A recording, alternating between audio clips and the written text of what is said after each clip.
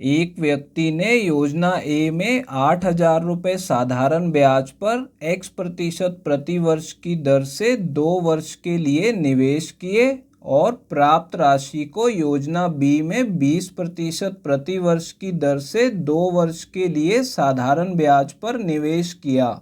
यदि उसे योजना बी से 4,160 रुपये ब्याज प्राप्त हुआ तो x का मान ज्ञात करो। देखिए दोस्तों, इस सवाल में क्या बोला जा रहा है कि एक व्यक्ति ने योजना ए में 8,000 रुपये लगाए x% प्रति वर्ष की दर से 2 वर्ष के लिए, और इसी x का मान वो हमसे जानना चाहता है। अब देखिए दोस्तों, क्या बोला जा रहा है कि जो भी उसे योजना ए से प्राप्त हुई राशि उसे उसने योजना बी में 20% की दर से 2 वर्ष के लिए लगा दिया और उसे योजना बी से 4,160 रुपये ब्याज प्राप्त हुआ है। तो दोस्तों, इस सवाल को हम यहीं से शुरू करेंगे कि जो उसे प्राप्त राशि थी योजना ए से वो उसने योजना बी में लगाई थी। ठीक है, तो हमें यही वाली राशि पहले पता लगा लेनी है। अब देखिए, योजना बी में उसे प्रति वर्ष 20% की दर से ब्याज मिल रहा था। ठीक है, तो 1 वर्ष का ब्याज हो गया 20%, तो 2 वर्ष का कितना हो गया 40% हो गया। ठीक है, तो यहाँ पे ब्याज लिख लेंगे, उसे 40% ब्याज प्राप्त हुआ है योजना बी के अंदर। ठीक है, और हमें यहाँ पे कितना दिया गया है कि 4,160 रुपये प्राप्त हुआ है,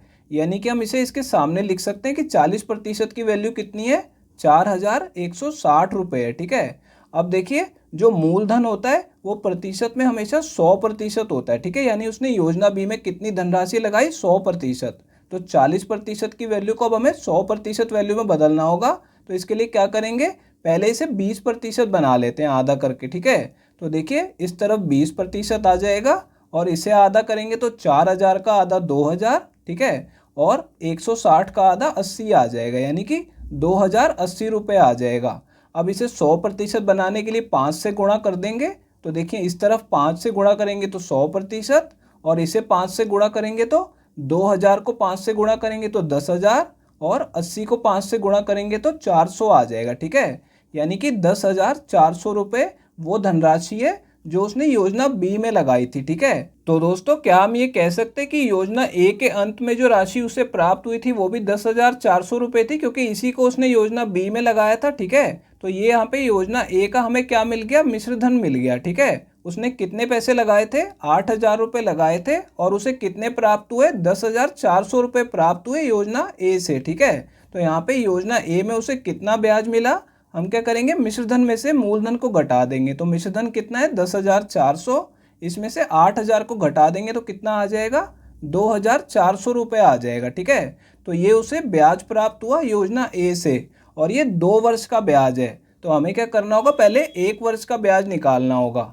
तो 1 वर्ष का ब्याज निकालने के लिए हम इसे 2 से भाग कर देंगे। तो इसे 2 से भाग करेंगे तो कितना आ जाएगा 1,200 रुपये आ जाएगा। ठीक है, आपको ये ध्यान रखना है कि हमें 1 वर्ष का ब्याज निकालना है, क्योंकि यहाँ पे हम ब्याज की दर निकाल रहे हैं। ठीक है, तो ब्याज की दर कैसे निकाली जाती है, देखिए यहाँ पे 1 वर्ष का ब्याज कितना दिया गया 1,200 रुपये दिया गया। ठीक है, यहाँ पे हमने निकाल लिया है, और इसे हमें भाग करना होता है मूलधन से, यानी कि 8,000 रुपये से इसे भाग कर देंगे, और प्रतिशत में बदलने के लिए इसे 100 से गुणा भी करेंगे, क्योंकि ब्याज की दर प्रतिशत में होती है।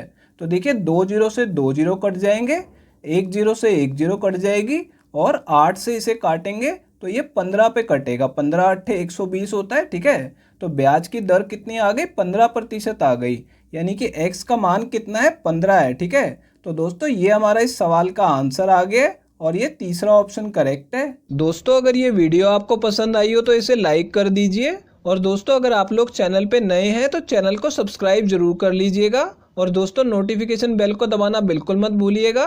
तो दोस्तों, इस वीडियो को यहीं ख़त्म करेंगे, आपसे मिलते हैं अब अगली वीडियो में।